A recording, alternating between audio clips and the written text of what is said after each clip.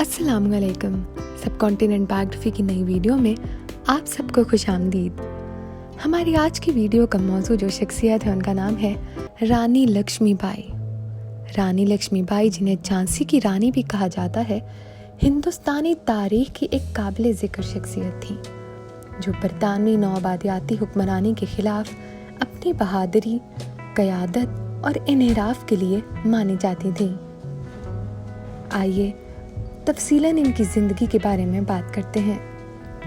अगर रानी लक्ष्मीबाई की इब्तदाई ज़िंदगी की बात की जाए तो रानी लक्ष्मीबाई 19 नवंबर 1828 को फ्रांसी हिंदुस्तान में मोरूपिट तेम्बी और भागवारित बाई के यहाँ पैदा हुई थी।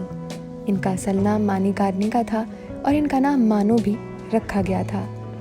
इनके वालिद महाराष्ट्र से ब्राह्मण थे और इनकी परवरिश को मुख्तलिफ सकाफ़तों, अदब और मार्शल आर्ट्स की नुमाइश के ज़रिए निशान इज़्ज़त किया गया था।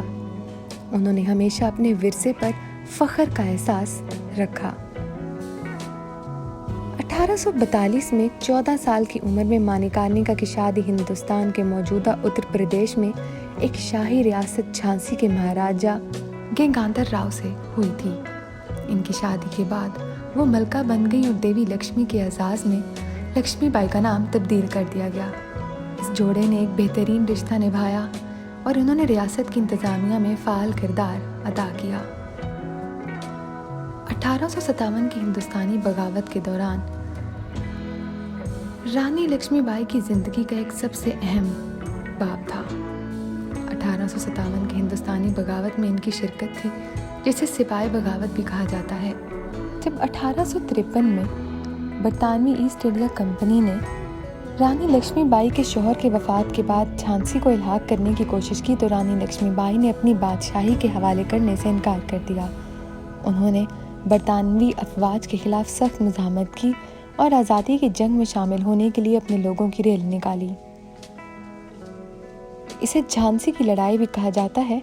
आइए इसके बारे में बात करते हैं। 1858 में झांसी की लड़ाई रानी लक्ष्मीबाई की मीरास में एक अहम लम्हा बन गई। उन्होंने गैर मामूली क़यादत और जंग के मैदान की हिकमत अमली को बेहतरीन तरीके से ज़ाहिर किया, जिसने बरतानवी अफवाज के खिलाफ झांसी के दिफा में अपनी फ़ौज की क़यादत की। नुमायां मुश्किलात का मुकाबला करने और इनका सामना करने के बावजूद इनकी नाकाबिले बर्दाश्त रूह और हिम्मत अफसान भी हो गई। बेलगाम बरतानवी हमलों के पेश नज़र रानी लक्ष्मीबाई को झांसी को तर्क करने पर मजबूर किया गया। उन्होंने अपनी मज़ाहमत जारी रखी, दूसरे बागी रहनुमाओं के साथ अफवाज में शामिल हुए। अफसोसनाक बात यह है कि जून 1858 में ग्वालियर में शदीद जंग के दौरान वो जानलेवा ज़ख्मी हुई। हिंदुस्तान की आज़ादी के लिए जद्दोजहद के जज्बे की अलामत रानी लक्ष्मीबाई ने आखिर तक बहादुरी से मुकाबला किया।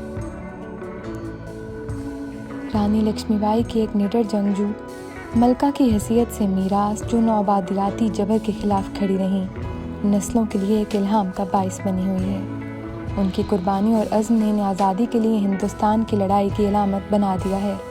वो इंसाफ, मसावत और अपने लोगों की खुद हुक्मरानी के हक़ के लिए अपनी अटल वाबस्तगी के लिए काबिल एहतराम समझी जाती हैं। रानी लक्ष्मीबाई की कहानी अफराद को अपने अकायद और आज़ादी के असूलों के लिए खड़े होने की तरगीब देती है। अगर रानी लक्ष्मीबाई की इंतज़ामी इस्लाहात की बात की जाए तो इनकी काबिल ज़िक्र फ़ौजी क़यादत के अलावा रानी लक्ष्मीबाई ने झांसी में अपनी हुक्मरानी के दौरान अहम इंतज़ामी इस्लाहात नाफिज़ की। उन्होंने रियासत को जदीद बनाने, इंफ्रास्ट्रक्चर को बेहतर बनाने और तालीम को फ़रोग़ देने पर तवज्जो दी। वो ख़वातीन को बाइख्तियार बनाने की हामी थी और माशरे में ख़वातीन की हैसियत को बुलंद करने के लिए काम करती थी। इनकी रहनुमाई में झांसी ने मुख्तलिफ शोबों में पेशरफ्त देखी, जिसने इन्हें मज़ीद अपने मज़ामीन की तरफ राग़िब किया। अगर इसी तरह तालीमी इक़दामात की बात की जाए तो रानी लक्ष्मीबाई ने तालीम की अहमियत को तस्लीम किया। اور فعال طور پر تعاون یافتہ اداروں نے تعلیم کو فروغ دیا۔ انہوں نے اسکولوں، کالجوں اور لائبریریوں کے قیام کی حوصلہ افزائی کی، جس کا مقصد مرد اور خواتین دونوں کے لیے تعلیم تک رسائی فراہم کرنا ہے۔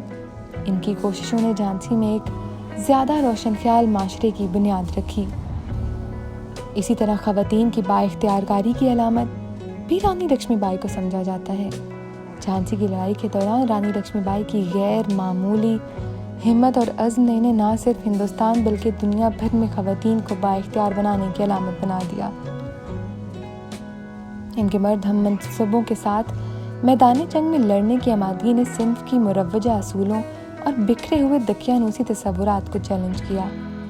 انہوں نے ثابت کیا کہ خواتین اپنے ملک اور اس کے نظریات کی رہنمائی، دفاع اور قربانی دینے کی اہلیت بالکل رکھتی ہیں۔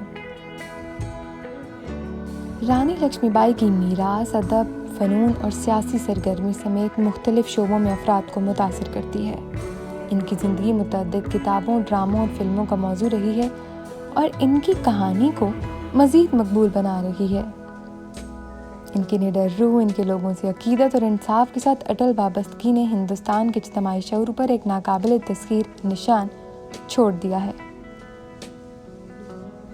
پورے ہندوستان میں متعدد یادگاریں، مجسمے ہیں جو رانی لکشمی بائی کے لیے وقف کیے گئے ہیں۔ جھانسی فورٹ، جہاں انہوں نے بہادری سے اپنے بادشاہی کا دفاع کیا، وہ اپنی بہادری کی علامت سمجھی جاتی ہیں۔